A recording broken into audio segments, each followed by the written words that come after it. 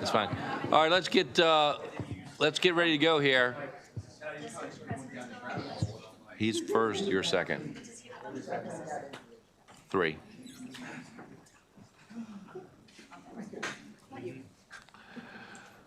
Okay, welcome back, everyone. We are going to begin our bill hearing. We have 9 bills today.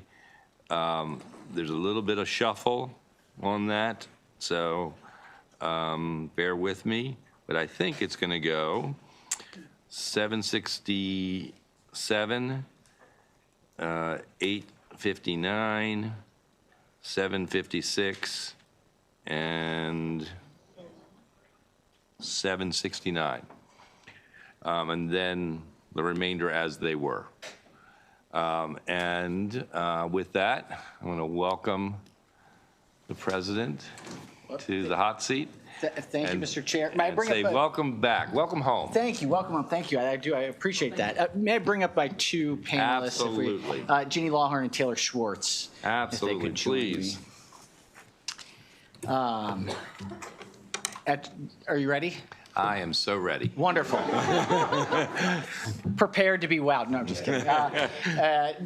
Good afternoon, Mr. Chair, Mr. Vice Chair, members of the Budget and Taxation Committee, to newer members who are joining and getting the full budget experience and all the fun that exists.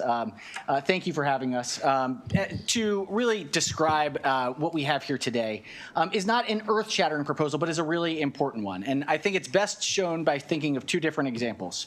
One is the experience that you've had here in the United States or in another country where you walk down a street in a downtown area. There are shops, there are lively activities, there are people walking in and out, there are cafes.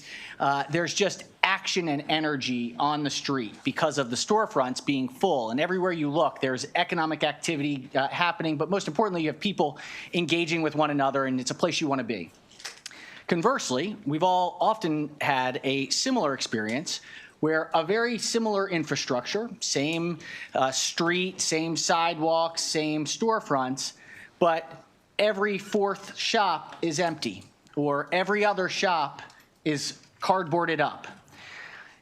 What we've seen since the pandemic, sadly, is a radical change to a number of our main streets across the state of Maryland. And this is not unique to Maryland, but certainly is acute for a lot of our historic parts of towns that have relied on small family-owned businesses to be the lifeblood of communities. As we've seen the increase of online shopping and the impact of the pandemic, a number of our historic main streets have really struggled to revitalize and replace those economic commercial corridors.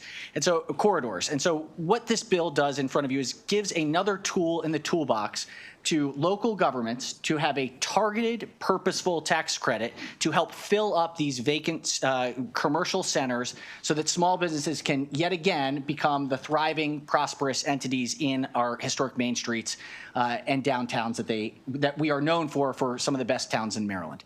I have with me today Jeannie Lawhorn, who has been on the Fells Point Main Street board for a number of years, and Taylor Schwartz, who is the former executive director of the Federal Hill Main Streets. These are 2 areas in the 46th district that certainly are not unique, but they are historic in their own right, and they have the personal experience to note how challenging it has been to get small business owners to fill some of these vacant spaces. I'll hand it over to them with one small administrative note. Members, you will see that there is an amendment in your packet that provides a little bit more flexibility within the city of Baltimore from the legal definition of main streets, which has a very statutory meaning, and we are expanding it a bit to make sure that that those that are not exactly as statutorily defined main streets would also be able to access this. Again, it is tailored. It is a permissive program, voluntary, that local governments would have as a tool in their toolbox to be able to deploy. With that, I will hand it over to Jeannie Lawhorn. Thank you. Is there one mic that's easier than the other? Either.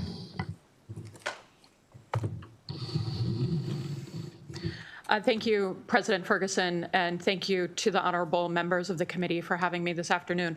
I'm grateful for the opportunity to speak to this need. I'm grateful to President Ferguson's innovation in this. As he mentioned, my name is Jenny Lawhorn. I'm here today as an active member of a Main Street board, a Baltimore City resident, and an active commercial property owner in Fells Point to express my support for Senate Bill 767.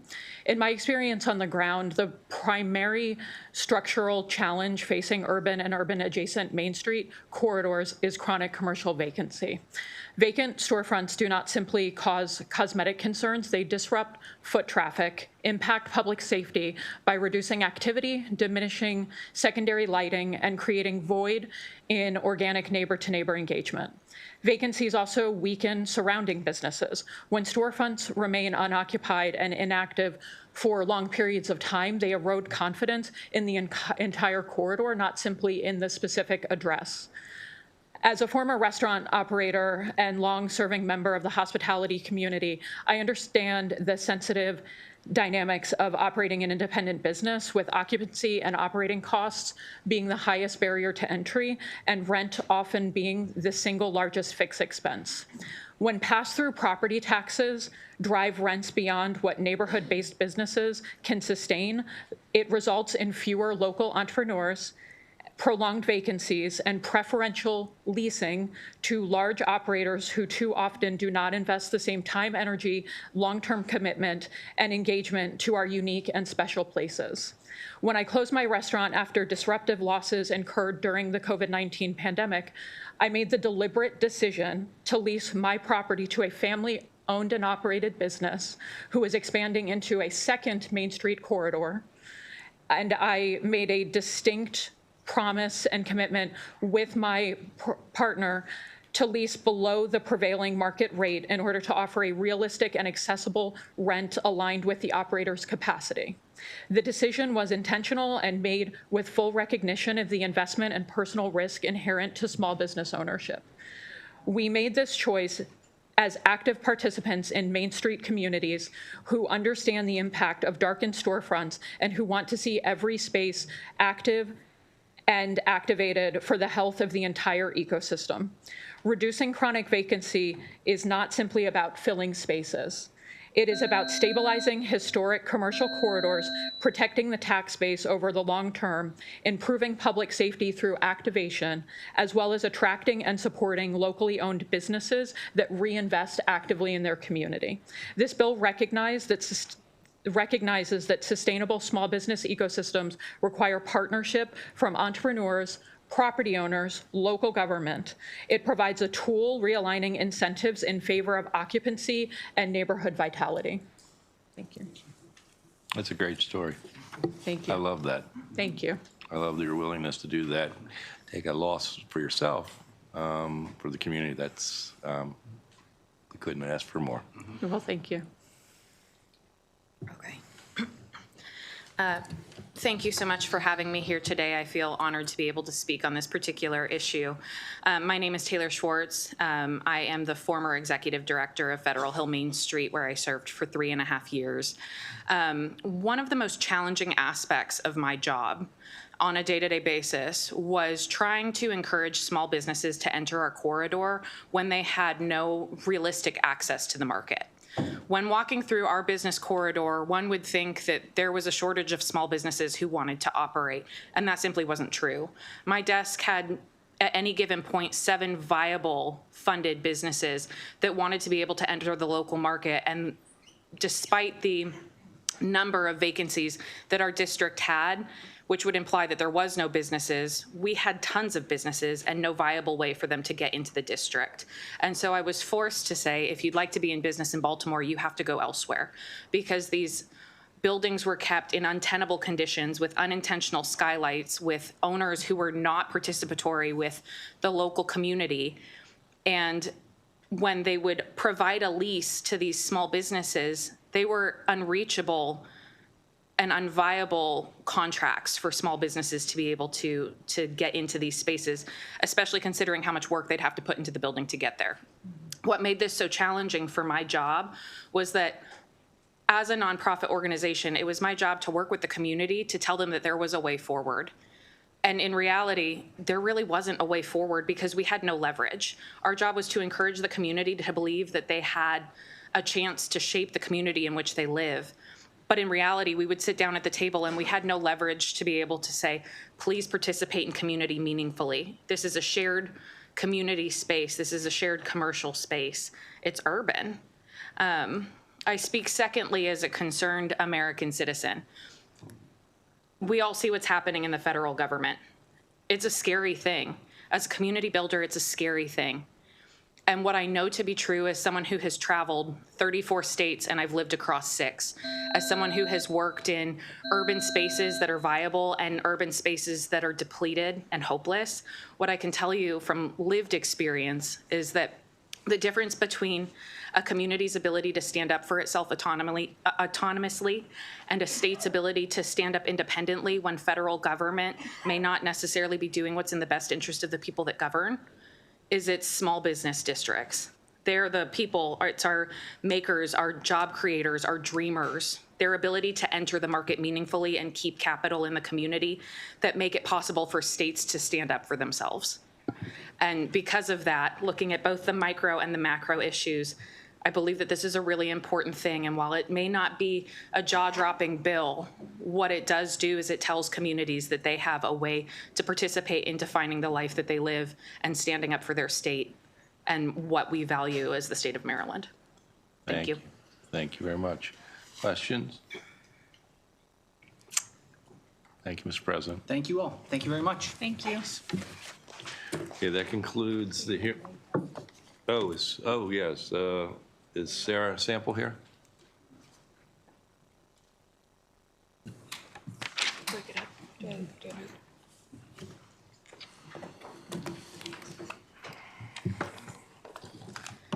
Thank you to the chair, members of the committee for having me. My name is Sarah Sample. I'm here on behalf of the Maryland Association of Counties and also on behalf of my colleague Kevin Canale, who I know you're used to seeing.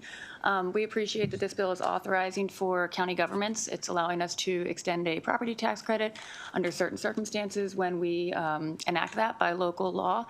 We think this is a practical tool for us to be able to use when we're trying to support small businesses and their revitalization and their development locally. We also really appreciate that this is being done as a local authorization and not as a statewide mandate. We appreciate that. It gives us the ability to tailor this based on our local economic capacity and viability. So thank you very much for this. We support this bill and we would urge a favorable report. Questions? Thank you very much. Thank you. Okay, now we are moving on to, what's that?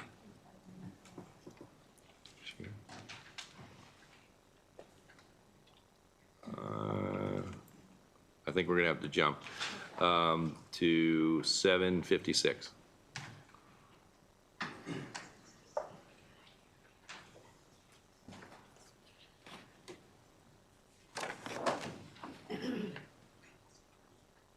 Bring them all up, Senator. Please, come on, y'all, come on up.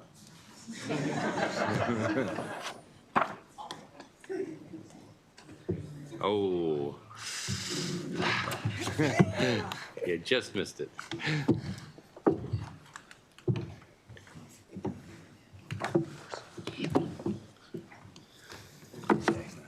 Yep. All right, Mr. Chair. For the record, Corey McRae, Senator for the 45th Legislative District. And the only reason why I got my 4 broken rule, usually I only got 4, but it's because my mayor's here with me from that standpoint. But I come before you in reference to Senate Bill 756, Mr. Chair, in reference to supporting a pilot for the downtown area of the city of Baltimore. Mr. Chair, I'll just lean in and say that when we think about like the downtown area and like the investments that's being made across the city, we know that the economic life, the vibrance of the city has to take place in this specific area. We've seen it in adjacent spaces, but at the end of the day, there are a number of folks that are sitting next to me that are working very hard, very diligent to make sure that we uplift this space, and this will be one of the tools in the toolbox, Mr. Chair. Now I'll pass it off to my mayor. Thank you, Senator. Good afternoon. Mr. Chair, members of the committee, always great to be in Budget and Tax. Thank you very much. As you know, I'm Mayor Brandon Scott of the great city of Baltimore, here to testify in staunch support of Senate Bill 756. This legislation will help Baltimore tackle an issue that, while not unique to Baltimore, requires unique, creative solutions to address. Baltimore, like large cities across the country, are facing the reality of a post-COVID commercial real estate downturn. Folks aren't just in the office like they used to be. We all understand that, which means more vacant office buildings and lower property values in the heart of downtown. In the most recent assessment alone, downtown properties, Mr. Chair, lost more than $326 million in value. One single building on Redwood Street lost 70% of its assessed value. This raises hard questions for the city and for the commercial property owners and the state. In recent years, we've heard directly from folks who own vacant lots and properties who say, as it stands today, it is not worth it for them to redevelop those spaces. For the health of the entire city, we have to make it worth it. To be very clear, when Baltimore's downtown loses nearly $12 million a year in property tax revenue, that money doesn't just disappear from a downtown budget. Those buildings often have places that generate sales tax revenue, which comes to the state of Maryland. It disappears also from the same general fund that pays for rec centers in East Baltimore and after-school programs in Park Heights. So I tasked my leadership team and our economic development partners to identify creative, targeted yet responsible solutions to spur development in downtown. Together, we developed the Downtown Rise Master Plan, which our Planning Commission unanimously approved, and we have a comprehensive strategy and the right folks here to execute it. But we need this state enabling authority to deploy this necessary tool. Philadelphia has it. Our hated Pittsburgh has it. Baltimore deserves the same ability to compete for investment and build a stronger, more vibrant downtown that we know is possible. For those reasons, I request a favorable report on Senate Bill 756. Mr. Mayor, just one question. Yes, sir. Is your plan going to be better than Pittsburgh's? Absolutely. Purple and black has always looked better than black and gold, Mr. Chair. All right. Who's ever next? Thank you, Mr. Chair, honorable members of the committee. My name is Otis Rowley. I'm the president and CEO of the Baltimore Development Corporation, and I'm here to testify in support of Senate Bill 756. The mayor has shared why this legislation matters to Baltimore's neighborhoods and residents, and I'm here to share the data that proves it works. BDC's commissioned an independent financial analysis with MuniCap to model the fiscal impact of the proposed pilot framework. The key finding: for every dollar of property tax foregone through a pilot, Baltimore receives more than $1 back in net general fund revenue from income taxes, sales taxes, hotel taxes, and other streams generated by the development. This is not a giveaway. BDC is required to conduct economic analysis on every project before a pilot is approved. Annual reporting to both the City Council and the General Assembly is required, and the program sunsets. Applications must be in by June 30th, 2036. We also don't have to guess whether the approach works. New Rochelle distributed $194 million in pilot abatements and generated $266 million in pilot revenues. And Baltimore's own Harbor East, built with pilot incentives, now pays over $4 million a year in full property taxes. The question before the committee is not full taxes versus reduced taxes. It is some revenue versus no revenue, because vacant buildings with declining assessments generate nothing. For this reason, I join the mayor in requesting a favorable report on Senate Bill 756. BDC stands ready to provide the committee with any additional analysis or data that you may need. Thank you, Mr. Chairman and members of the committee. My name is Shalonda Stokes. I serve as the president and CEO of Downtown Partnership of Baltimore. I stepped into this role during one of the most disruptive periods in modern history. The pandemic did not simply slow activity, it changed how and where people work. Remote and hybrid work reduced office presence, significantly altering the economics of the central business districts across the country. including Baltimore. The Downtown Rise District represents the historic commercial core of our city. Much of the building stock is older, and large-scale redevelopment is complex and capital-intensive. Today, we are seeing buildings return to lenders and properties trading pennies on the dollar. This impact is measurable. The Downtown Partnership of Baltimore is funded through a surcharge on commercial property assessments within our district. We receive approximately 23 cents per $100 of assessed tax value. And since I've been in this role, declining assessments have resulted in nearly $3.5 million in lost revenue, surcharge revenue. That's almost a third of the surcharge revenue to our organization, even as demand for clean, safe, and activation services have increased. We're grateful for the state's continued investment in downtown. Those investments have helped stabilize key assets, support small and minority business growth, and advance smaller capital projects. Senate Bill 756 is a critical next step. This legislation provides a structured and accountable tool to help close financing gaps and more viable projects and move viable projects forward. It is not a standalone solution, but one part of a broader suite of initiative designed to stabilize assets and attract private investment. This is a time-sensitive intervention. The longer we wait, the more value erodes and the harder recovery becomes. For these reasons, I respectfully urge your favorable support of Senate Bill 756, and I especially thank you, Senator McCray, for your leadership. Thank you.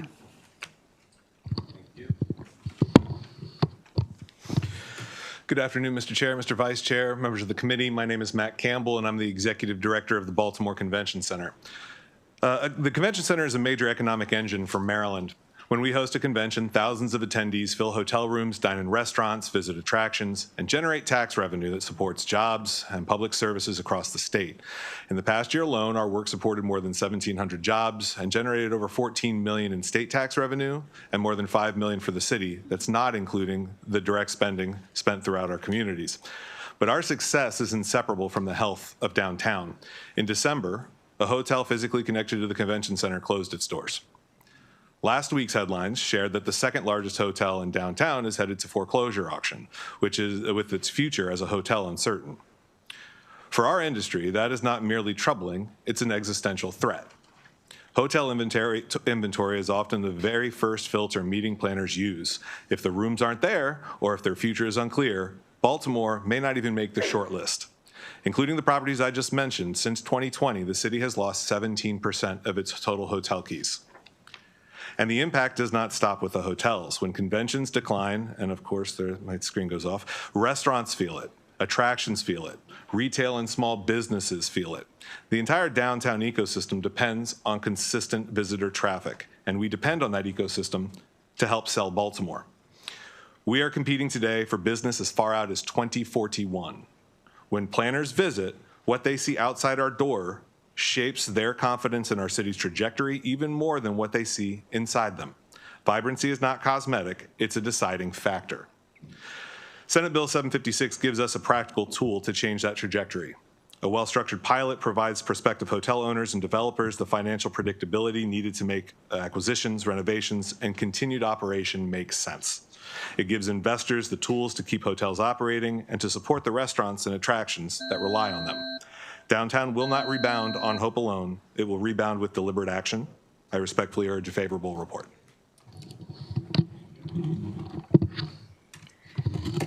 Hello, last but not least, I guess. I am Jennifer Dribbin. I am the interim CEO of the National Aquarium, and it's lovely to be here. Thank you, Mr. Chair. I actually started my career working for Budget and Tax Committee of the Senate, so it's great to be back in this room with you all. The National Aquarium, a lot of folks don't realize the National Aquarium is actually the top paid attraction in the state of Maryland. Consistently, we welcome 1.2 million guests each year, and downtown Baltimore and its assets need reinvestment in order to sustain that impact, and so I am here to offer our support for this bill. With 2/3 of our visitors coming from out of state, and 90% of our guests saying that the aquarium is their reason for being in downtown Baltimore, the aquarium remains the economic anchor that it was created to be 45 years ago. In fact, annually we generate over $430 million in economic activity, including $90 million in food and beverage sales and $40 million in hotel spending. Aquarium guests expect dining, retail, and family-friendly amenities before and after their visit, yet current options are limited. In recent years, business closures and property vacancies have made it increasingly difficult to attract and retain visitors in the downtown area. Revitalizing downtown will help extend those visitor stays, increasing their spending and impact on Baltimore's economy. Investing in mixed-use retail and residential redevelopment will create a vibrant, amenity-rich environment that attracts visitors and encourages them to stay longer.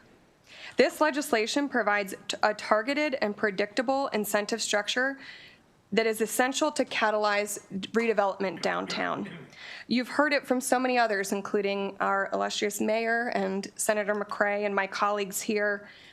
But downtown Baltimore needs innovative solutions to reverse the ongoing disinvestment and restore economic momentum.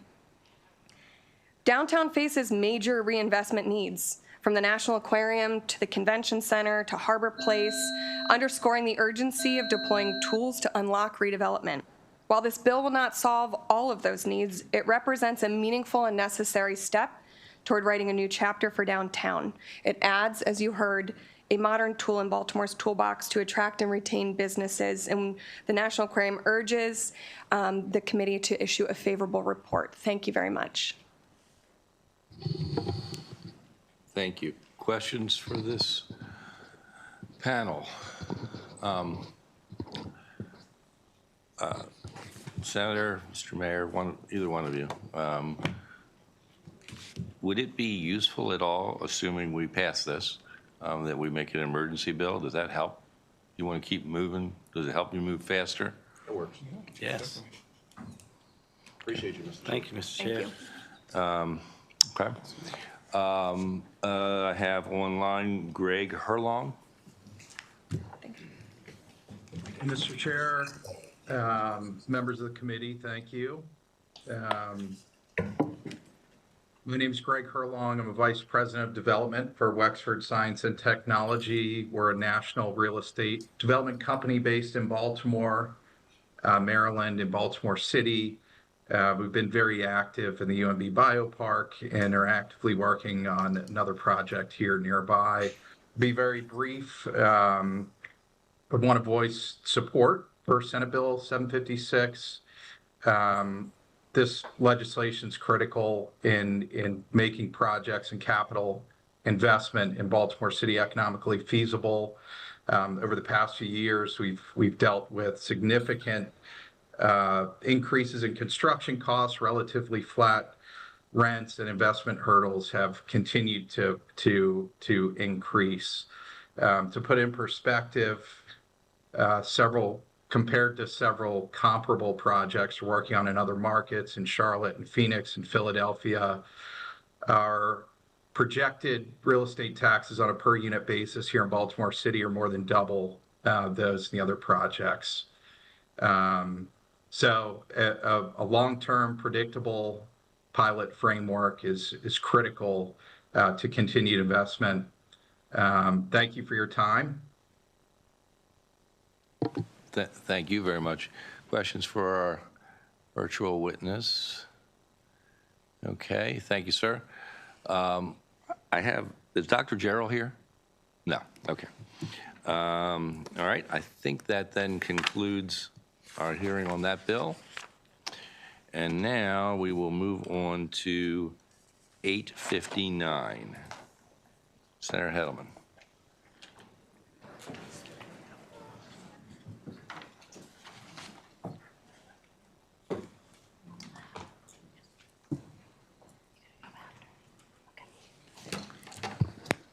Good afternoon, Mr. Chair, Mr. Vice Chair, members of B&T. For the record, I'm Shelley Hedelman, and I'm presenting Senate Bill 859. This is a bill that is actually a Joint Audit and Evaluation Committee bill. It got the blessing from the Joint Audit Committee yesterday as one of a package of bills to address some recent audits that have brought some important issues to our attention. This bill establishes educational and experience guidelines to ensure that certain state agency chief financial officers have the appropriate qualifications commensurate with the significant fiscal responsibilities of the position. The bill, I'm not going to go through all the qualifications, but it provides a number of different options. Somebody can have an MBA and a bunch of on-the-job experience. Somebody can be a CPA with also a number of years' experience in fiscal management, or they can have on-the-job experience quite a bit in fiscal management at a high level. There are a number of amendments that are under consideration right now that will address some of the issues, because the legislation as it's currently drafted would only apply to agencies that have a $2 billion plus budget. I think we're going to look at lowering that a bit so we can bring some more agencies into that oversight role. As you may recall from the fall, there were some recent OLA audits, and my folks here to my left are from the Office of Legislative Audits that showed pervasive issues with accounting and procedures and controls over significant financial activity, including federal funds. There are concerns about these audit findings continue to repeat over the years, and they have been identified, obviously, in more than one prior audit. This bill would help to ensure that the agency accurately reports all agency financials. And we're working with DBM and the Comptroller's Office, the General Accounting Division of the Comptroller's Office, to ensure that we have effective collaboration among the appropriate reporting agencies. Overall, this legislation proposes to ensure that state CFOs, and we're talking also about including CIOs, have a high level of experience and with fiscal responsibility for the position, and it also addresses the recent financial issues around federal funds. And it's really a bill about accountability and transparency. So we think it will go a long way to addressing many of the issues that have arisen over recent audits, and we ask for some flexibility in working through some of the changes that we would like in the coming days. Thank you. Good afternoon, Mr. Chairman. For the record, my name is Eddie Rubenstein. I'm a director at the Office of Legislative Audits. I'm here today to provide some context and information related to this legislation and not to speak for or against the bill. Perhaps the best examples I could offer would be the first several findings in our October 2023 audit of the Health Department. These findings describe pervasive issues with MDH's federal fund accounting procedures, which ultimately resulted in an inability to determine whether federal funds were recovered for state-funded expenditures and inaccurate account balances. Most notably, we found that MDH had stopped performing a reconciliation to ensure it had requested all funds available from the federal government. While these reconciliations were done in the past, the employee responsible for them left in 2019, and the job was never reassigned. As a result, MDH did not request $973 million from the federal government until we brought it to their attention in 2022. The untimely recovery of these funds also resulted in lost investment income to the state of approximately $6 million. In addition, findings about MDH's inability to support the propriety of its federal fund accrued revenue entries and the subsequent recovery of the funds have been included in our year-end closeout reviews dating back to fiscal 22. Lastly, I would note that since July 2023, MDH has paid an accounting firm over $10 million to help address these issues, yet they continue to persist. I'd be happy to address any questions from the committee. Mr. Chairman, if I could add one more thing, it's that I want to thank the administration. They have taken these issues seriously, as you will hear from the Secretary of the Department of Budget and Management, as well as Asma Mirza, who I think is going to testify also from the administration. They and the government issued an executive order that you'll hear. I'm not going to go through that. I will let them go through that. But I do appreciate the collaboration and the attention to these significant issues that have arisen. Thank you.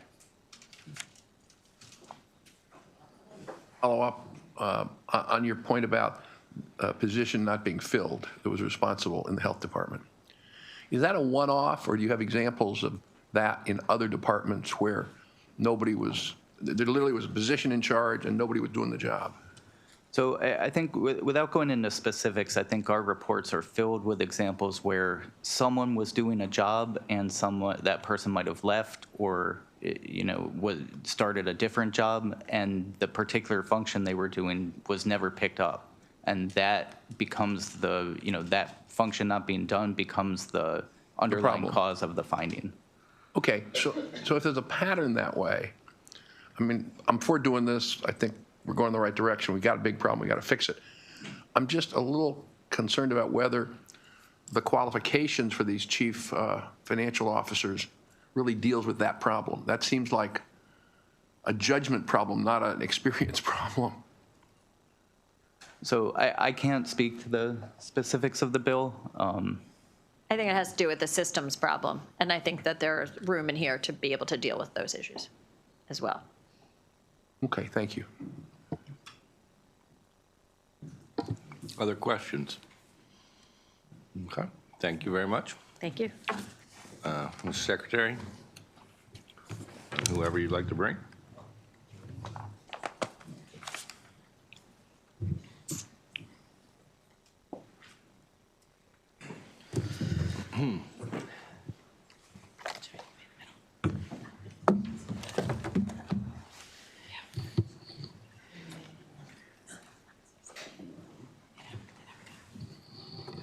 Thank you, Mr. Chair, members of the committee. For the record, Jake Weissman, Secretary, Department of Budget and Management.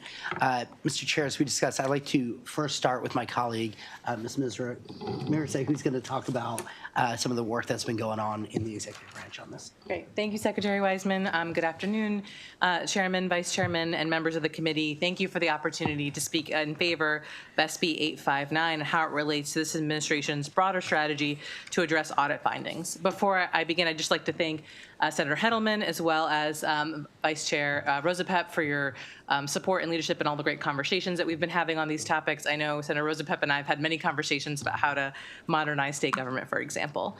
Since my appointment as Chief Performance Officer in 2023, the Governor's Office of Performance Improvement has been working behind the scenes to improve the operations of Maryland state government in select areas using a data-driven and heart-led approach.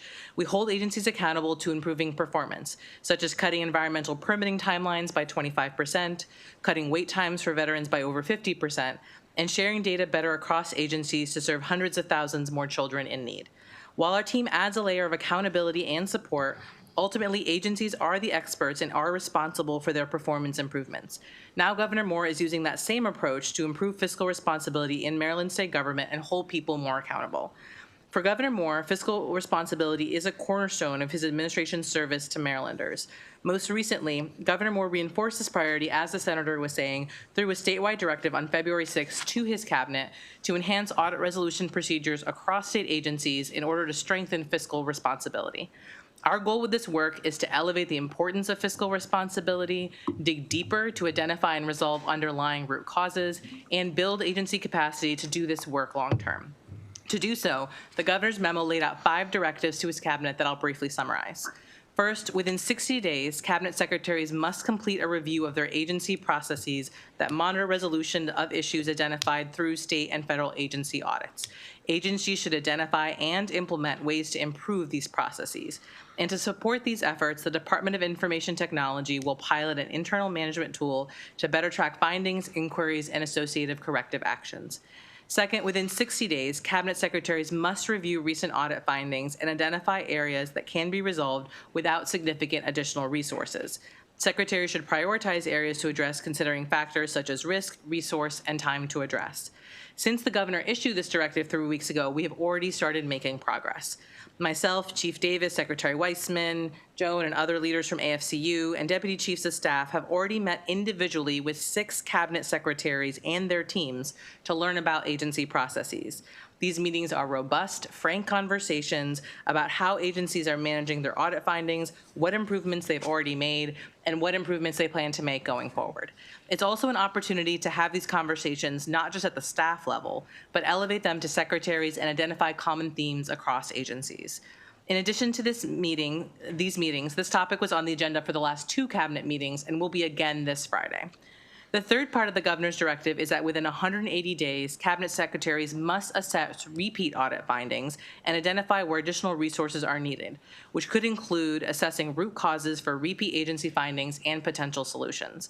Should the General Assembly approve the governor's proposed $5 million in FY 2027 that is dedicated to addressing repeat audit findings, agencies will submit resource requests to DBM, which will review their proposals. Fourth, AFCU within DBM will regularly convene agencies to develop a community of practice and share those best practices and tools and techniques for strengthening fiscal and programmatic oversight, building upon the governor's FY 27 proposal to add 2 additional positions within the unit. Since the beginning of the year, AFCU has already convened agency compliance and audit leaders 3 times. I have also convened twice agency staff and front offices to share how agency leaders are managing audit and audit findings. These convenings have already led to the exchange of effective strategies for managing audit correspondence and sharing corrective measures that have been successful in addressing audit concerns. Secretary Weissman has been collaborating with sponsors on amendments to Senate Bill 858 that further enhance AFCU's role in supporting agency efforts to resolve audit findings. Fifth and finally, should the General Assembly approve the governor's proposed $2 million investment in the FY 27 budget, DBM will assist agencies in recruiting high-skilled workers with technical expertise in fiscal management to help agency leadership implement better fiscal and operational practices. The bill we're discussing here today, Senate Bill 859, will guide these efforts. We look forward to working with you and members of this committee and other members of the General Assembly, DLS and OLA to improve the state's operations and uphold that sacred trust of managing taxpayer dollars. Thank you for the opportunity to testify, and I'll turn it back over to Secretary Weissman. Thank you. And thank you, Mr. Chairman. We're going to have another one of these bills tomorrow, and not going to bring Asma back for that one, but thought it was important to share the work of this administration. I want to begin by thanking the sponsor again for the collaborative conversations we've had on this bill. Throughout this process, our discussions have not been about whether or not the goals are worthwhile. We firmly believe they are. We share the same objectives of strong financial management, meaningful accountability, and effective oversight of state resources. Instead, our work is focused more on the implementation, to making sure that these policies function well in practice, can be sustained over time, and ultimately strengthen state government operations, which is why I'm here today testifying in favor with amendments on Senate Bill 859 concerning the hiring of CFO in high fund agencies. While we're working through specific amendments with the sponsor, as she mentioned, we've been able to take steps to reach consensus on some important issues, including how we preserve continuity and institutional knowledge. Additionally, we're working on refining the definition of CFO in the bill so it reflects actual executive fiscal financial leadership responsibilities rather than relying solely on titles or sure acting appointments, as well as modifying the timeframes in the bill. We've also discussed clarifications around establishing pay scales, both for the CFO and CIO positions, as well as considering other recruitment challenges to reflect the reality that the state is competing in a national market for high-level financial and technological talent. Similarly, we've had productive discussions about reframing minimum qualifications to ensure strong professional standards while avoiding overly rigid statutory requirements that could unintentionally exclude highly qualified candidates, and having our incredible team at OPSB work with the staff in the Comptroller's office in ensuring criteria which will ensure that we have strong CFOs at these critical agencies. Finally, we appreciate ongoing conversations about reporting provisions. Accountability is essential, but reporting requirements must be clear, achievable, and aligned with existing oversight structures so that agencies can focus resources on managing finances effectively rather than navigating duplicative processes. Our team has worked with the folks at the Comptroller's General Accounting Division, as the sponsor mentioned, with some proposed changes that will ensure the intent of the proposal is met while striking the critical balance. Again, thank you to the sponsor for working with us. We look forward to working with you to pass this legislation.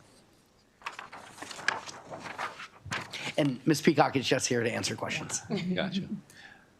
Yes, Senator. Thank you. I've got one comment and one question. The comment is, you'll not be surprised to hear that I embrace your view of not having the requirements be too strict, because good people come in all shapes and sizes, and if you throw a wider net, you're more likely to get the right fish. So I think we need standards, but we need to be flexible, and you said that. I just want to encourage us to stick with that, because one of the things we've done over the years is narrowed things, and therefore you have a narrower pool, and you're less likely to get the right person. So that's one. That's just a comment. Question is, and here's the context of it. I was Senate Chair of the Joint Audit Committee years ago. I've been on lots of audit committees. And I'm always struck when I hear from legislative auditors that they find things that you guys hadn't found before them. Can you give us a little picture of what the internal audit capacity is of either these agencies or a DBM? Because you don't want the legislative auditor to find the thing, you want to find it first. And there is, Joan, correct me if I'm wrong, there is not a audit function in the executive branch in that regard, right? Part of what we're trying to do with the structures we're putting in place is trying to tighten these things up and find, but there's not a team of executive branch auditors, right, who go into agencies looking for issues. That's part of OLA's role. I feel like, Joan, do you want to? Hi, Joan Peacock for the record. Great question. And I think when you were chair of the Joint Audit Committee, I'm our co-chair, we talked about this, internal auditors. There are agencies that do have internal auditors. Not every agency has an internal audit office. A lot of them that have internal auditors have one or two. So and some of them that have a larger staff are mandated to do other audits. For example, DHS audit team is mandated to do audits of the LDSS local departments. So essentially, they're not really staffed to do a lot of internal audits of the actual department. Some of them are, so some of them are catching those findings that you're mentioning. So they catch them before OLA comes out, but that's not happening across state agencies. Is that idiosyncratic and historic? Some agencies have them and some don't? That is historic, yes. Yeah. Yeah, and Senator, I would add a couple of things. I think it underscores the important role that OLA plays, right? That agencies should be doing everything possible to tighten their internal controls, tighten their processes. That's why we're meeting with each cabinet agency to understand how they're doing that and what they've already done, but what more they need to do. And that's why we have independent auditors who are able to find things that maybe the executive branch missed. But I would also add that sometimes OLA reports capture things that agencies did find and did reconcile, but OLA felt it was important to document and make sure that they were captured in the report. So I think it's a mix of both, but I think we absolutely agree with you, Senator. I think that executive branch agencies need to be doing more, and that's why we're launching this effort. So does that mean, and this will be the last question, Mr. Chairman, does that mean you're going to be looking at what internal audit you have and see where you want to expand it? Yeah, so we're asking agencies to analyze their audit resolution processes. So when an audit finding is found, either from the program, from their internal IG, from OLA, how did that issue happen? How do you going to resolve that issue? And how do you get beneath the root cause of that so that we can prevent those issues from happening in the future? So I think it's an all of the above approach. It's going to take a while, as you know, from having been on the Joint Audit Committee. Some of these issues go back a long time, but that's exactly the kind of work we're committed to figuring out how to do. That makes sense, but if we do have agencies with internal audit capacity and those without internal audit capacity, free advice, I'd kind of look at that systemically and see which work, which don't work, why they work, why they don't work, and how you might build on what works. Can I just add, I think back actually when you were chair. Sorry, he was co-chair. But yeah, you both were chairs. We did, my team did a survey of the internal audit offices and what each office did, and we can update that. That'd be great. Yeah. Super, thank you, Mr. Chairman. Other questions? So yes, I was the co-chair then and for a long time in both the House and the Senate. There's a lot of different kinds of audit findings. And I think that's important to recognize. And in particular, one of the things I think is important to recognize that some of the findings, at least according to agencies over the years, are incredibly costly to rectify. And I feel like that is something that needs to be clearly presented as maybe even on an annual basis and an ongoing basis. Some of these findings, these repeat findings, my recollection, on a couple occasions, were going to cost $20 million of work to fix. And that becomes then a choice, right?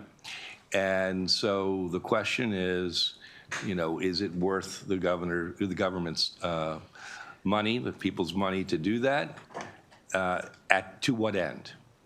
And those kinds of discussions need to be a little bit off to the side, because I think it gets caught up in this bigger issue of repeat findings. And it's not, I find it less useful because they keep coming back, and you don't have that discussion about priority.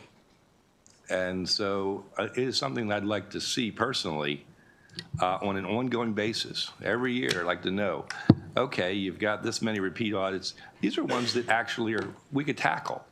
We failed to tackle them, but we're going to tackle them. And then those that are just so costly, to see them return over and over again, I don't know, it's an unclear message to me. I completely agree, Mr. Chair, and that's something that we can go back and work on. I know there are audit findings we've discussed where we would have to spend millions of dollars to recoup hundreds of thousands. And presenting in a way to make it clear that there are choices made, right? There are audit findings where OLA will say this is one thing, and there's a policy choice being made, right? That's not the same thing as a audit in that regard, but it does all get lumped together. So that's definitely something that we can work on. I appreciate that. Good. The other thing is, and I'm obviously because we've had so many conversations about hiring, and I appreciate all this conversation, appreciate what you're doing, appreciate what you put in the budget for both the audits and for sort of a broader CFO, what I call sort of super CFO money. And I would just suggest, and I agree with the Vice Chair about his point about that hiring, but let's not do this on the cheap, because it may seem unusual to pay what I think needs to be paid for some of these positions.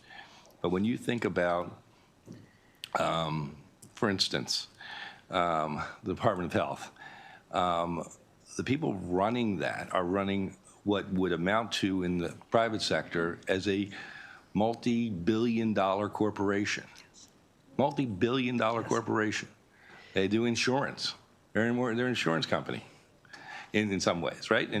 And so we really should, go for it, because to think otherwise or to send a message otherwise, as I think unfortunately we have, and not your administration, but over the course of time, that somehow government's this, and we're running a big show. And I really think the administration has that responsibility to hire people at a very substantial level, given the responsibilities that they have. Completely agree. And to the sponsor's point, I think that's where finding the sweet spot for the total fund of these agencies is important. If we make it too small, creating a CFO pay scale that hits what we need to hit becomes a lot tougher. If we make it too big, we might leave out some key agencies. But completely agree with you on that. Yeah. Senator Bailey.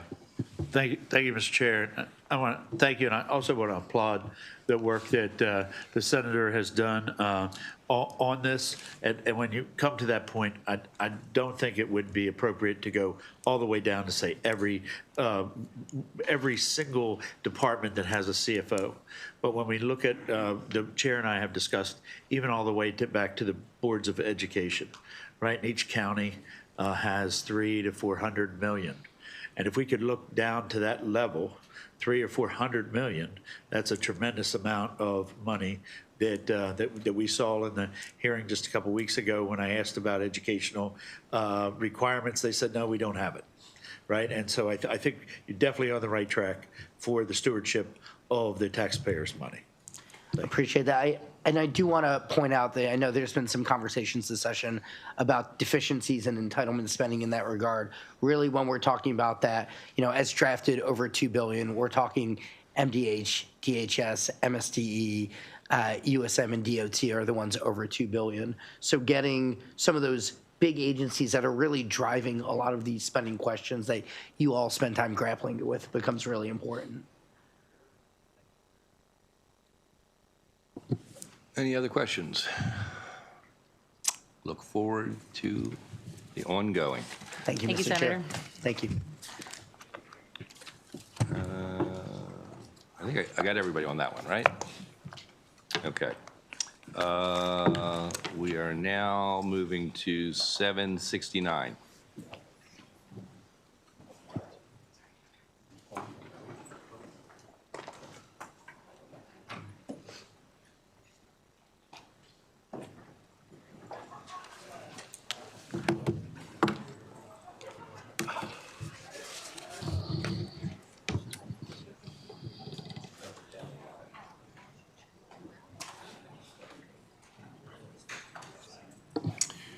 Hi, welcome. Hi, good afternoon. Mr. Chair, Mr. Vice Chair, members of the committee, thank you so much for allowing us to take a few minutes this afternoon to talk to you, provide some information regarding Senate Bill 769. My name is Mark Beck. I am the Associate Vice Chancellor for Capital Planning at the University System of Maryland, and I'm here with Samantha Norris, who is, get this right, Director of Financial Management and Planning in our finance office. She also represents the USM in front of the Capital Debt Affordability Committee. This bill, Bill 769, authorizes the University System of Maryland to issue $26 million in bonds in support of major projects and academic facilities at 3 different universities, and also $24 million for our capital facilities renewal program that's allocated among all the universities of the system, as well as our university centers. We've provided details in a written testimony, of course, and our presidents, by the way, will be here exactly 2 weeks from now, going through individual projects and talking about their experiences on their campuses. But we wanted to talk for just a minute today. You've seen a bill similar to this each year, and we sincerely appreciate your ongoing support. But Samantha is going to outline just a couple of differences that you'll see in this year's submission. Thanks, Mark. Mr. Chair, Mr. Vice Chair, members of the committee, thank you for your time. This bill is about academic revenue bonds, or ARBs, which are sold by the University System of Maryland in support of academic projects and are paid for using the tuition revenue of our institutions. As such, ARBs are not considered state debt and do not obligate Maryland taxpayers outside of the system. This bill reduces state financial participation in select state-supported capital projects and transfers the full responsibility for additional debt service onto the USM institutions and their operating budgets. For several years, the USM has already absorbed approximately $30 million annually in ARBs, with annual debt service of about $40 million funded through the state-approved operating budget. This bill would shift an additional $20 million in state-supported capital projects from state general obligation bonds to the university system's ARBs, requiring about $1.7 million in new annual debt service payments to be made by USM institutions themselves. Unlike auxiliary or self-supported projects, which the system finances with revenue bonds, such as housing or parking facilities, these academic projects provide no dedicated revenue stream to offset their debt costs. In the absence of increased state appropriations to help cover the increased debt service payments, our institutions will likely consider increased tuition or reductions in other expenditures at a time when budgets are already constrained. We're confident that we have the technical capacity to issue the bonds, and we know our affordability metrics can be met, but we simply wish to share our concern about the ability of our institutions to bear ongoing mandatory debt service in the absence of corresponding state support. Thank you again for your time, and now we're happy to answer any questions you may have. Questions for this panel? Thank you very much. Thank you. Thank you. Okay. Now we're ready, Senator Zucker. I know, I did. I saw you very excited. You've got some very interesting bills, I know.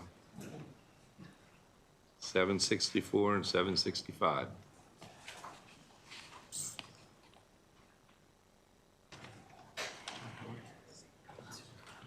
Oh, you brought out the big guns.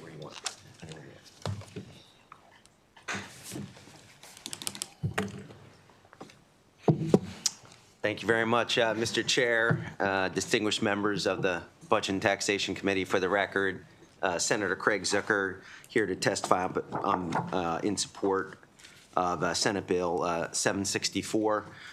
Colleagues, this is regarding education support professionals. One of the things that struck me most, and I know that you've heard me say this before, Mr. Chairman, is that I have the image of doing virtual learning with my son, and it really was one of the paras that helped educate my son during COVID, especially given all the resources that he needed. And I think, Mr. Chairman, even the stories we heard about bus drivers having, the National Guard having to drive buses because we had a shortage of education support professionals really drove us, Mr. Chairman and colleagues, to give them the bonuses many years ago.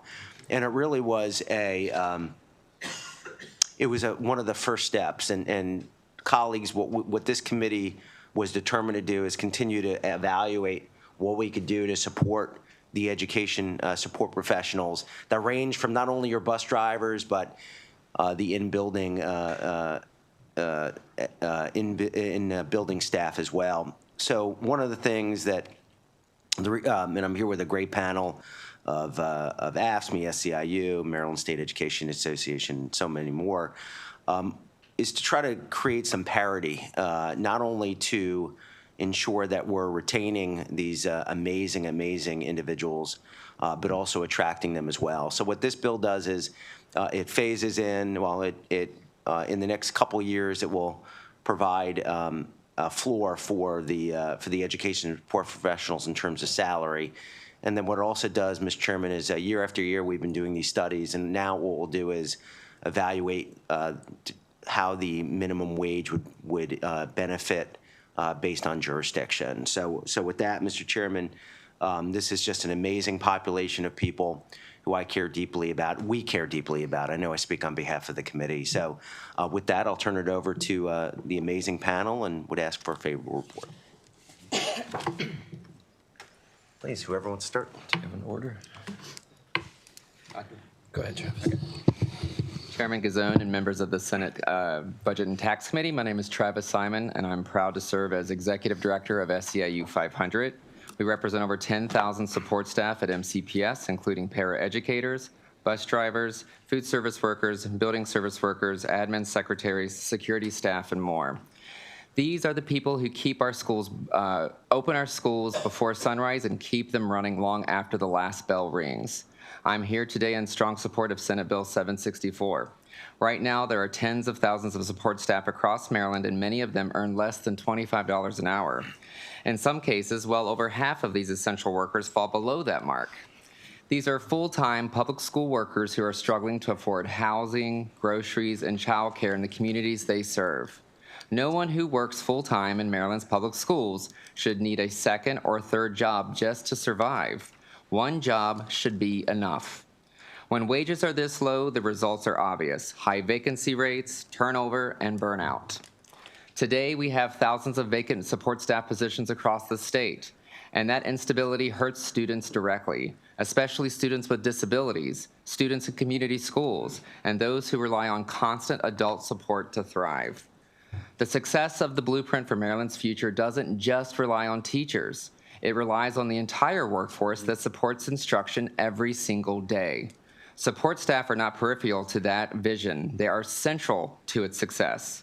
Senate Bill 764 sets a clear, reasonable path to a $25 minimum wage by July of 2028. I want to take a second just to say thank you to Senator Zucker. He is truly, I think, the champion for ESPs across this entire state, and I just wanted to say a special thank you. And we ask for a favorable report on Senate Bill 764.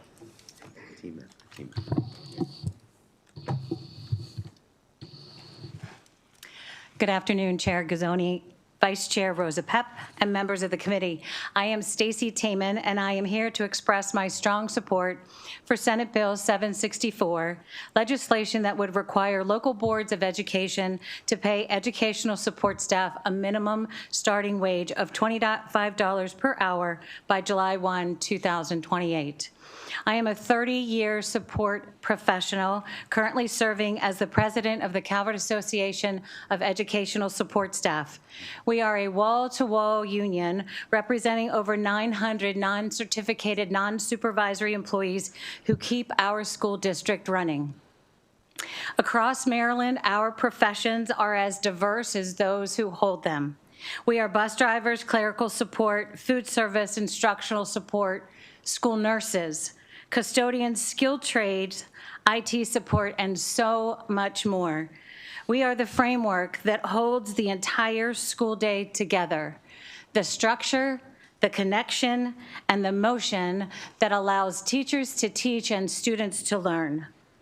We touch every aspect of daily operations, yet nearly 16,000 of the 44,000 ESPs working in Maryland earn below a living wage. That is more than 35% of us who do not earn enough to meet basic needs. Still, we show up every day committed to the well-being of our students. Many of us work multiple jobs and still struggle to afford basic essentials like housing, food, clothing, transportation, and health care. Choosing a career in public education should not come at the expense of financial stability. We deserve to show up as our best selves and to be able to care for our own families, support our own children, and participate in meaningfully in our communities. Multiple jobs make that impossible, and they lead to exhaustion, burnout, and high turnover. May I finish? Setting a $25 per hour minimum wage for support staff is not only about fair pay. When we fail to invest in the infrastructure that makes the school day possible, connections weaken, services falter, and ultimately, students suffer. Thank you.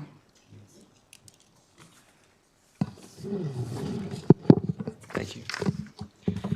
Good afternoon to the chair and the vice chair and the members of the committee. My name is Paul Lemley. I'm president of the Maryland State Education Association. We represent about 76,000 educators, school employees across Maryland. I'm here today in strong support of Senate Bill 764. Living wage, of course, is a civil right. It's a human right. You heard Stacy say how many people, about 16,000, are below $25 an hour. It impacts the ability of our workers across the state to provide for their families. The pay disparity disproportionately impacts women and people of color, and these workers have historically been underpaid for their labor. Inflation and rising costs of living in Maryland have made it almost impossible for support professionals to live on their single job. I did some napkin math. I think they work about 1,300 hours per year, and if you look at the MIT living wage calculator, it assumes almost 2,100 hours. Many of these critical staff touch every aspect of our school operations, and so they're forced to work multiple jobs to make ends meet. Their labor does have dignity, their labor does have value, and their pay should be reflective of the crucial role they play in the lives of our students, families, and communities. Senate Bill 764 is a meaningful step toward fair compensation for our support professionals. It's also an investment in students, our communities, and a step toward economic justice for our essential personnel who work to ensure, I never say tirelessly, work to ensure a clean, safe, supportive learning environment for the children of Maryland. We strongly urge a favorable report. Thank you. Questions for this panel? Senator Heddleman. Thank you. I appreciate the opportunity to ask. Can I ask Mr. Lemley, what would the bill require everyone in the unit to get a similar raise, or no? No, it doesn't. And I think in your fiscal note, you would see that some of the boards of education who were asked about this assumed that a similar raise would go throughout the entire salary scale, and they came up with some high side, almost sky is falling estimates of cost. What DLS did, by contrast, is they assumed everybody below $25 was at the state minimum wage right now. And then they said if every person was at the minimum wage, current minimum wage, and it went up to 25 for them, that's your high side estimate of what this bill would cost. So assuming the about 1,300 hours that I mentioned earlier, times the $10 raise, I got $12,600 per person. So you can go down your table, and now you've got some reasonable estimates of what this would actually cost. Anne Arundel said $44 million, $46 million, but the high side estimate, if everyone's sitting at minimum wage now, is really $16 million. It's almost a third of what they suggested. Same for Frederick. Anywhere you go, it's about 13,000 times this number is the high side. That's assuming everyone's at minimum wage. So they're not. In Stacy's unit, her average wage now is about, for the people below 25, is 21. So it's half of the high side estimate that I just gave you. Other questions? Here's Tommy. Thank you for the testimony. How many right now are at the minimum wage? Or I'm thinking right now, some of them do vary. You're saying 21, or the amount like varies throughout the state. Do you have like maybe an average right now that you could say? So you got a joint chairman's report last year, and it didn't ask that question. It asked how many earned less than 25. But in Stacy's unit, her lowest pay now is 19. Okay. In Montgomery, around 20. 20. So there are places that no one is at the minimum wage. And that's why I wanted to give you sort of the high side and then sort of assume an average, or at least give you some other detail. But we can provide more information on that. I think we could probably give you numbers for. I mean, I think that could help the fiscal. Yeah. Just to finding out the bare minimum or the maximum, or some of them might be there already. So just to know that, it would be a help. So thank you. Yeah, I did, if you don't mind, I did a high side for everybody. My 12,600 times the 16,000 people came up with a high side number of 200 million. But my preliminary estimates is really about a third of that, I think. But we'll try to get you numbers. You bet. Other questions? Thank you all very much. Thank you. I have Glenda Robertson and Christina Duncan Evans Thank you. also signed up.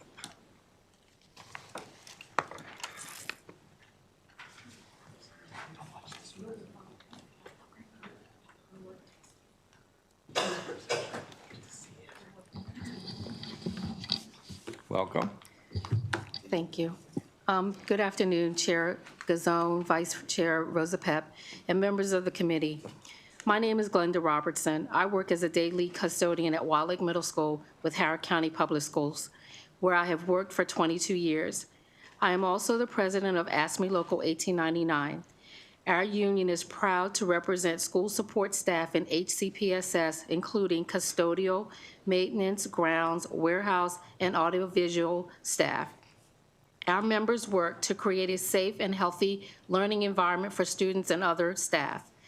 I'm here today to testify in strong support of Senate Bill 764, and our union thanks Senator Zucker for bringing forward this legislation. Too many of our members struggle to make ends meet and must work more than one job to get by. I myself work evening shifts at an Amazon fulfillment center after my work shift with a local school system to support my income. Many new employees in our bargaining unit make $18 per hour. It is difficult to sustain yourself, let alone family, on this income. Our pay makes it difficult to bring new people into our work and to keep employees in our system. We struggle with short staffing and challenging workloads. Short staffing is causing custodians to have to cover multiple schools in their shifts.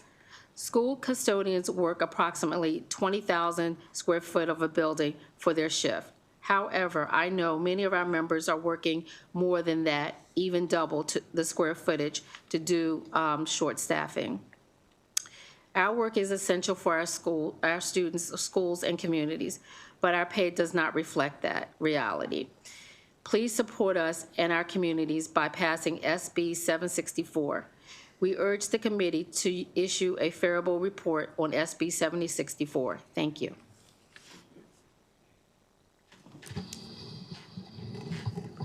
Thank you very much. My name is Christina Duncan Evans, and I'm here on behalf of the Baltimore Teachers Union, where I serve as the teacher chapter chair.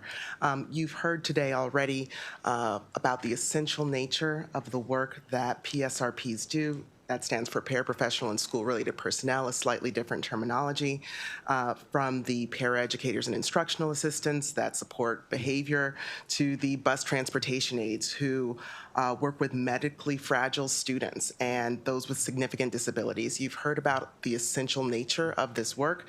I'm here representing the 2,400 PSRPs in Baltimore City Public Schools and would just reiterate the point that our school systems are an ecosystem. Schools require balance in order for everyone to be able to show up as their full selves. And the blueprint really, while it addressed teacher salaries, it did not talk about the important work done by paraprofessionals and school-related personnel. And so the BTU stands in solidarity with the voices you already heard and urges the committee to issue a favorable report. Thank you so much. Thank you very much. Questions for this panel? Thank you so much. Thank you. Thank you. That, I believe, is it for that bill. And now we'll move on to 765.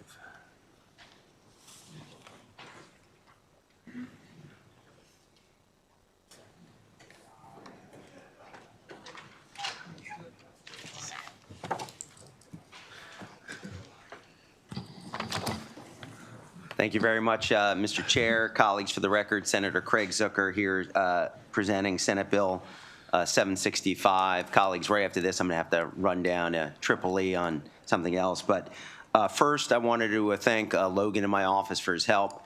Also, Mr. Chairman, this is the first time in my entire career as a legislator that I'm cross-filing a bill with Delegate Kaiser, my teammate. So with that, just pass it favorably. No, I'm just teasing. But I did want to salute Corey McCray as well. This is an issue that he's worked very closely with, and given my relationship with Delegate Kaiser, he's permitted, he's given me the opportunity to sponsor it. So what is it that I'm sponsoring? So right now in the state of Maryland, when someone inherits a property, they have to pay the property tax up front, and that puts an extreme burden on people keeping their property. Especially an inheritance and an heir to that property. It impacts especially lower income families. So what this would do is, one is it seeks to address that. It establishes an heirs protection program, also alters the eligibility for the homestead tax credit. Because what's happened, Mr. Chair and colleagues, is even if for some reason the heir is able to afford the property taxes, they still do not qualify for the homestead tax credit. So it's just all these different whammies. And in addition, I view it as a loophole because I can't believe we'd actually allow this to exist. But sometimes, often someone who needs to get information on whether or not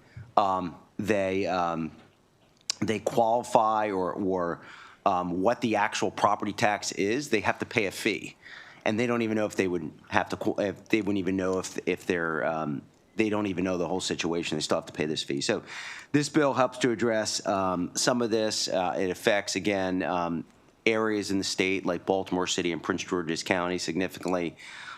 Proud to support this legislation with my teammate and ask for a favorable report. I think there's some amendments that we're working on that just add some, that just tweak the bill a bit. But with that, I'll turn it over to the panel.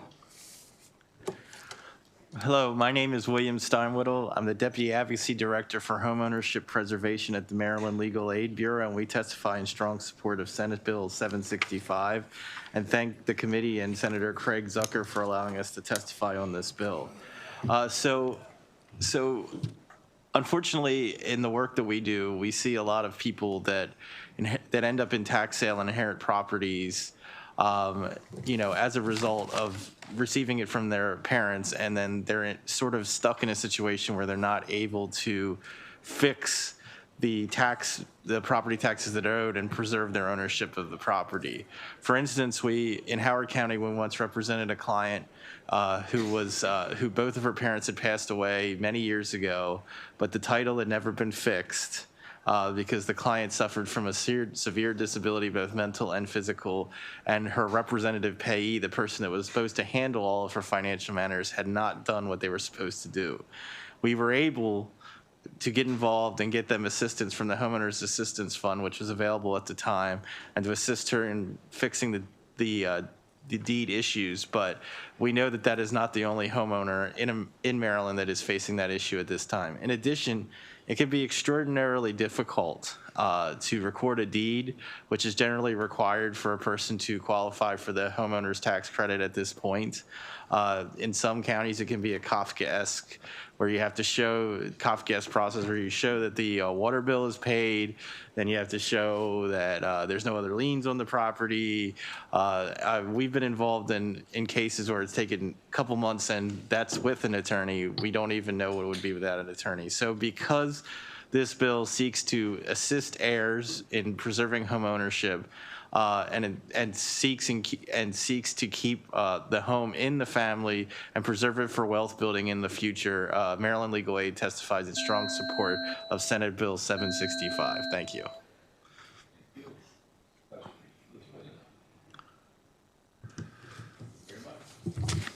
I have several other people signed up. Are any of you here? Oh, okay, good. Ms. Harris, Mr. Kappen, Jennifer Bevan. Yes. Thank you, Chair, Vice Chair, for the opportunity to testify. My name is Stephen Koppen. I'm with the Maryland Volunteer Lawyer Service, and I actually am the Tangled Title Project Manager, which means that I'm working at a pro bono agency. That means I'm working with low-income heirs who are receiving homes every single day. And we are a statewide organization, so we have clients in many of your jurisdictions that we're actively working with on this problem. And I wanted to focus on the fact that there is a requirement in Maryland that you have no public charges on your property, and really zoom in why that is causing an issue for heirs. Heirs aren't in a position to borrow against their property until they actually have property in their name. So a lot of people would say, why can you not use the equity to handle this problem you're having with the public charges? The reason that they can't do that is because they don't have a home into their name because of how Maryland estate law works. But then the Maryland property law says you can't do a property transfer until you have those public charges paid. So people get stuck in these cycles. We see homes that are in the names of deceased folks for decades. I recently, last year, helped a client whose property in Anne Arundel County was in the deceased name for 40 years. And during that time, they had survived a tax sale. It was remarkable that they had been able to keep that property for so long. But just assembling the fees at any given moment was causing a huge issue for them. And that's something that this bill really, really helps with. Another client that we're currently working with is the exact type of person who this bill would help. She lives alone. She's over 60.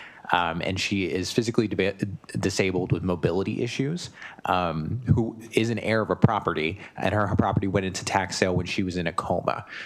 So she was unable and needed a lot of assistance, and we are currently giving her a lot of assistance to get out of that situation.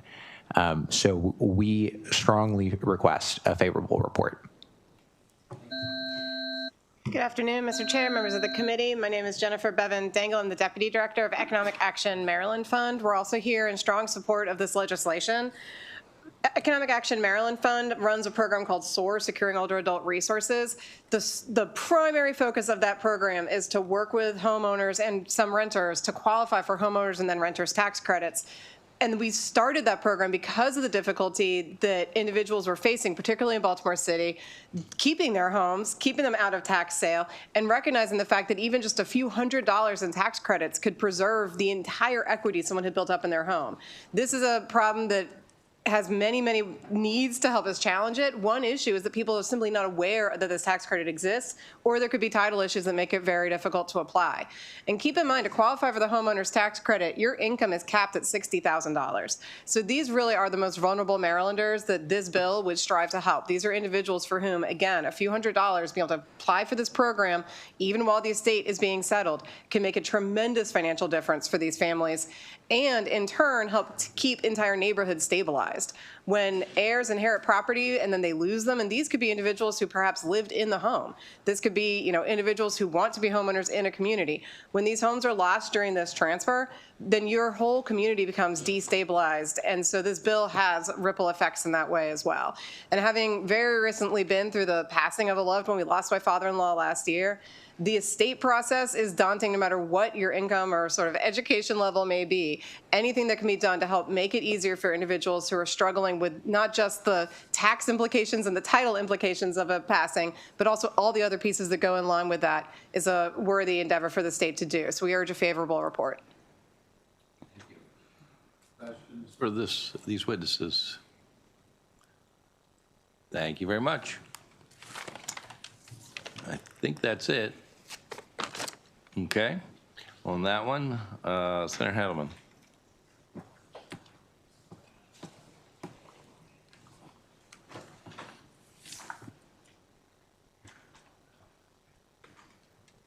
Thank you, Mr. Chairman. I think there's one other person signed up in support, so he can come up too if you want. I don't have any problem. Good afternoon. My name is Shelley Hedelman. I'm sorry? Yes. Great. Thank you. I'm Shelley Hedelman. I'm here to present Senate Bill 805. This is the Student Loan Debt Relief Tax Credit Act, making changes to it. Maryland Student Loan Debt Relief Tax Credit was designed to help borrowers make meaningful progress on their student debt. And here in Maryland, Marylanders have more debt than most other Americans, $37 billion, and the average loan is just under $44,000. That's 850,000 borrowers in Maryland and 13.5% of Maryland residents. Through no fault of their own, thousands of Marylanders are being penalized by a federal loan system that is in crisis. The Department of Education, what's left of it, is sitting on a backlog of over 800,000 income-driven repayment applications, and borrowers are falling into forced forbearance while litigation over the Saving on a Valuable Education, the SAVE plan, drags on.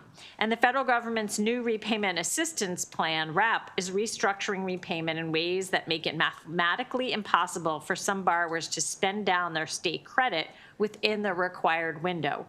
Under current law, a borrower who fails to use their full tax credit within the allotted time period must repay the entire amount rather than just the unused portion. For example, if a borrower only spends $950 out of a $1,000 credit because they were stuck in federal forbearance, they owe the state the full $1,000. That is not a sound economic policy. It is of issues. First, it converts the recapture rule from an all-or-nothing clawback to a prorated model. As a result, borrowers only repay what they did not use. So in the previous example, the borrower would only have to pay back $50 instead of the full $1,000. Second, the bill gives the Maryland Higher Education Commission, MHEC, the authority to extend the spend down period for borrowers caught in SAVE litigation, the IDR background, or a public service loan forgiveness buyback delay, thereby giving them vital time to use their tax credit before losing it. The bottom line is that nobody should be punished for pursuing an education. The federal loan fiasco is not the fault of borrowers, and these circumstances are entirely outside their control. As such, borrowers shouldn't be held accountable for federal dysfunction. To be clear, Senate Bill 805 doesn't give anyone a windfall. Instead, it simply ensures that Maryland's tax credit program doesn't place additional burdens on borrowers already reeling from the disorder of their loan repayment programs. Thank you for your consideration of Senate Bill 805. All right. Good afternoon, Chairman Gazzone and members of the committee. Again, my name is Travis Simon. I'm proud to serve as Executive Director of SEIU 500. We represent more than 23,000 workers in Maryland and D.C., and we respectfully urge a favorable report on Senate Bill 805 and thank the Senator for bringing it forward. Many of our members carry heavy student loan debt while dedicating their lives to Maryland families. The state's student loan debt relief tax credit has been a lifeline for many of our members. But right now, this program has a serious flaw.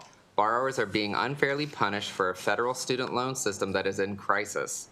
Because of massive federal backlogs and ongoing lawsuits over repayment plans, many borrowers are stuck in forced forbearance.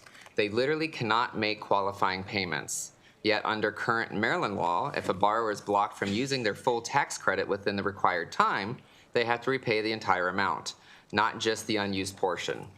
It is a punitive trap for working people who are just caught in federal dysfunction. Senate Bill 805 offers two simple common sense fixes. First, as the senator said, it prorates the penalty, so borrowers are only repay the unused portion of the credit. Second, it allows the state to extend the deadline for borrowers. For many of our educators and public servants, this credit is the difference between staying in public service or leaving for the private sector. They should not lose state benefits because of federal mismanagement. We must ensure this program functions fairly for all working families. SEIU respectfully asks for a favorable report on SB 805. Thank you for your time. Senator? Thank you very much, Mr. Chair. Like the bill, like the idea, the only caution that I have, Senator, is the fact that, and I don't know if you were still here yesterday, MHAC is a train wreck, right? Absolute train wreck. They can't put in any of, they missed on, I think, 22 requirements we had this year. They missed 16. So we definitely need to find out how to adjust and keep them accountable before we give them more things to do. Would be happy to discuss that further. Thank you. All right. Other questions, comments? Thank you very much. Thank you. That was everybody, right? 7:35.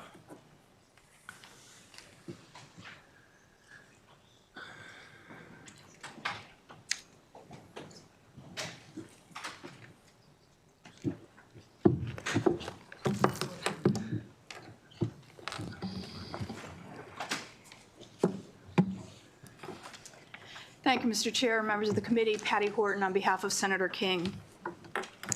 There was a recent commercial real estate transaction in Gaithersburg where a property sold for right around $150 million. This sale occurred just 6 months after it had been assessed for $75 million. Under current law, the city of Gaithersburg had no recourse to ensure the new owner paid property tax on the actual market value of the property until the end of the 3-year assessment cycle. While the city of Gaithersburg had no recourse to appeal the property assessment, under current law, an individual taxpayer or corporate entity does have the right to appeal an assessment in each taxable year.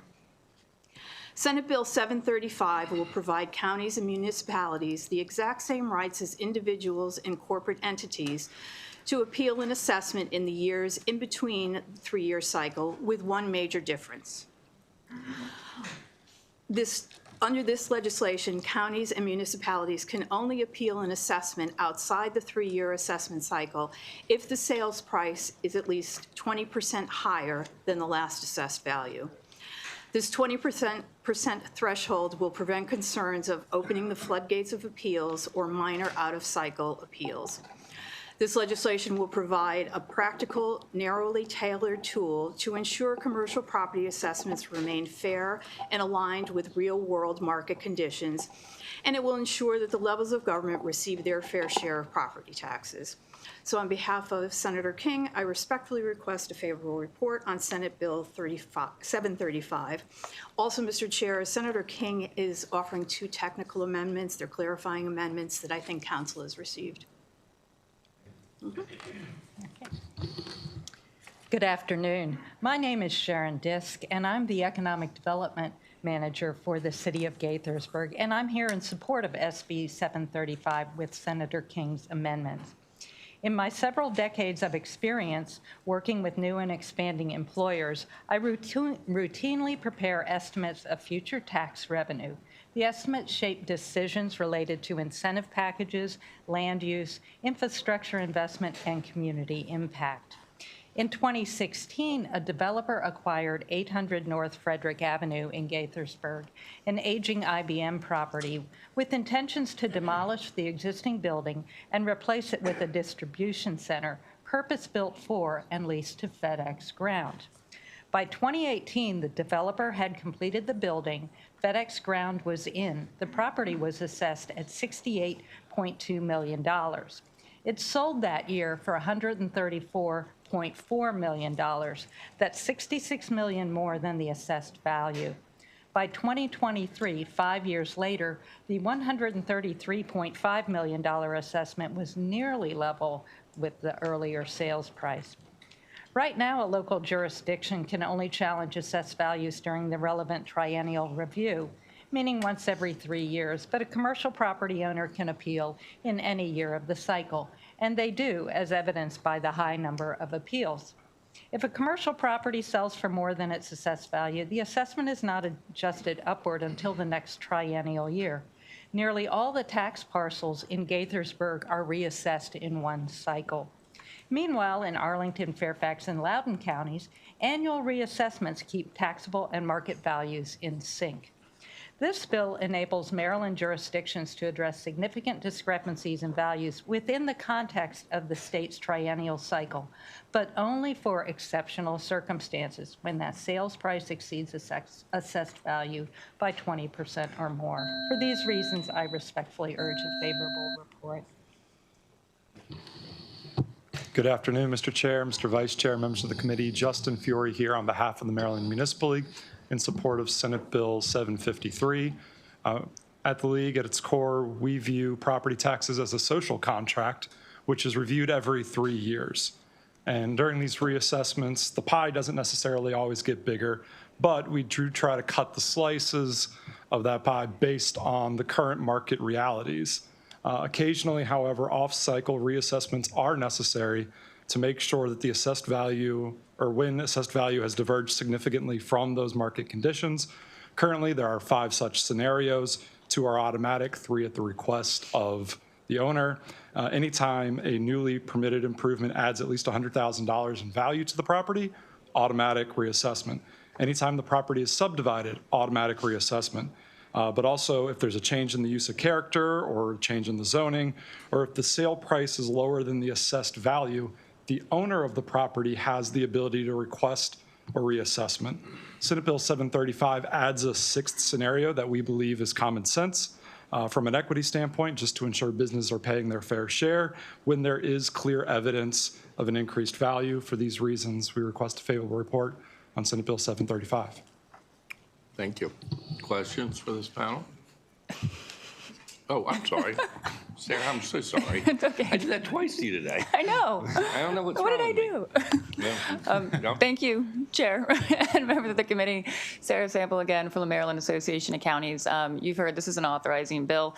It's just really allowing us a tool to reassess the property value of certain commercial properties when they meet certain circumstances. And again, I would just reiterate, this is by petition only. This is not an automatic thing. And I just also want to point out that it does not change the methodology for assessments. It doesn't change the tax rates, and it doesn't affect the residential assessments. So we would urge a favorable report on this bill. Thank you. Thank you. All right. Questions for anyone? Thank you very much. One unfavorable, Brian and Lou.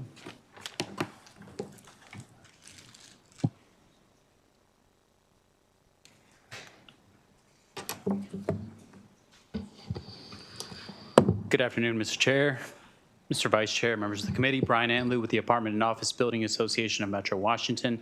AYOBA represents the owners and managers of multifamily housing and commercial office buildings in Montgomery and Prince George's counties. You have my written testimony that outlines a very clear example of how this adds uncertainty to the underwriting process for large commercial multifamily building transactions, and in addition to that, has some data on the decline of transactions in both Montgomery and Prince George's County due to the unfavorable regulatory environment in both jurisdictions. And so with that, I would respectfully urge an unfavorable report. Thank you. Thank you very much. Okay. Now I think we're done with that one.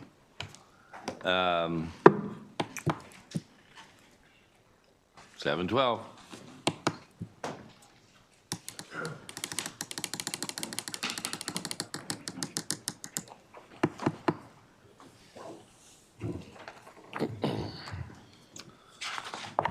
All right.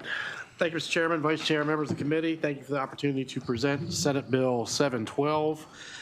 Senate 12 basically does two main things. First, it brings greater clarity, consistency, and fairness to how student enrollment is calculated for the purpose of education funding by defining enrollment to accurately count the number of students attending school for the entire school year for the basis of pure pupil funding and the blueprint funding formula. Second, it focuses on children, and most importantly, children that are missing from school by requiring a detailed public report on enrollment counts and funding allocations per county.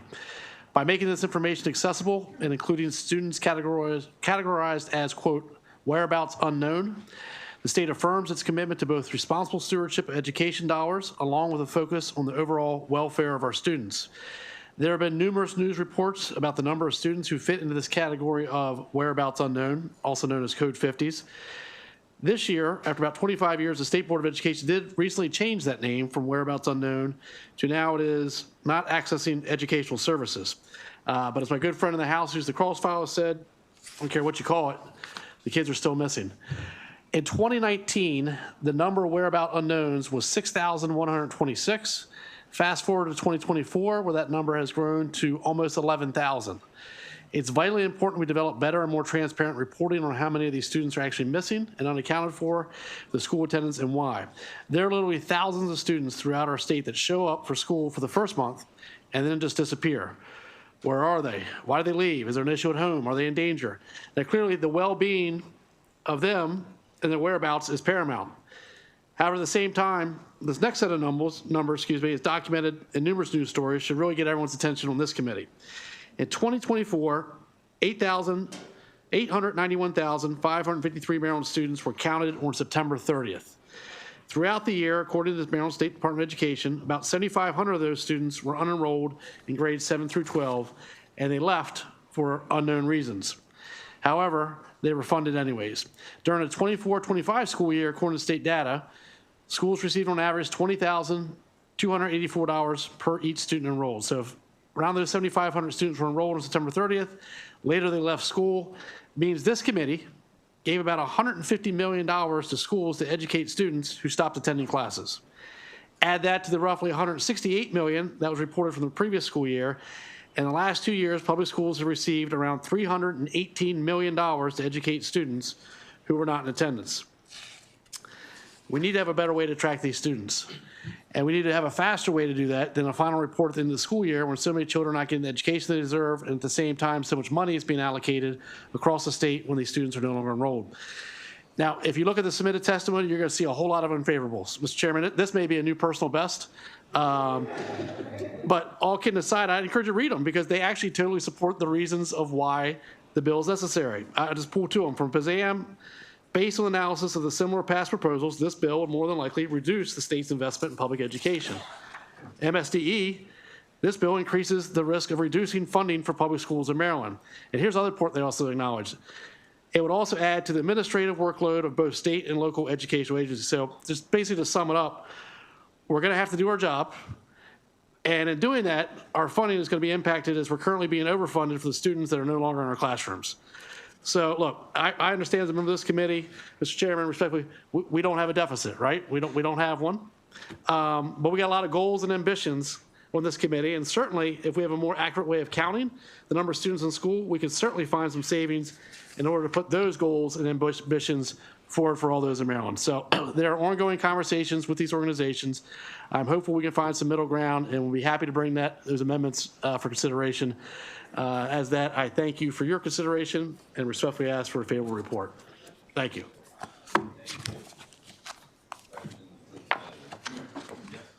I may have missed this, I apologize. Yes. Do you have, lack of information is the big problem you're trying to solve, Yes. I got that. But Yep.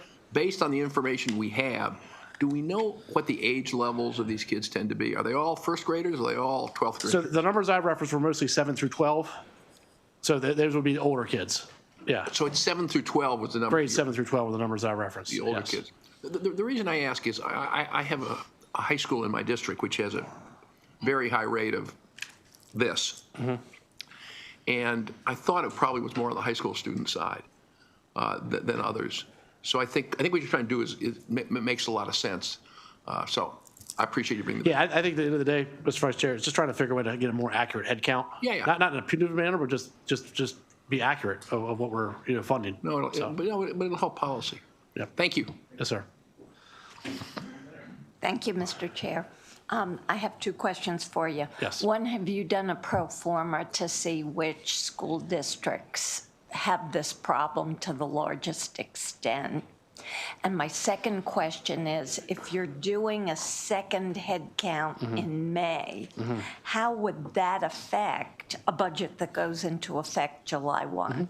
Two good points. To the first, I don't have that information on hand, but I'm happy to get that to you because it varies from jurisdiction. And to the same point, it could vary from any given year. Like one jurisdiction, one year could be a certain number, and the next year a different number. It ebbs and flows, and that's part of the challenges. I think, to be honest with you, is with the MSDE and PZAM, which goes to your second point. That's they utilize a lot of as you're planning for the next budget. That shortens that window, right? And that's your point. I think you're making as far as you wouldn't have that number until that May number comes out and you have that July 1st budget. So there are conversations. Is there somewhere else that maybe we can do a head count? Maybe not just September 30th. Maybe we can do one in January or somewhere to get a more accurate number and not all the way to May. And so, yeah, your point's well taken. That is part of the challenge. Let's talk offline because I think you and I are trying to get to a similar end goal, which is equity. We've just taken different paths, Sure. but maybe we can combine. Understood. Look forward to Thanks. that. Thank you.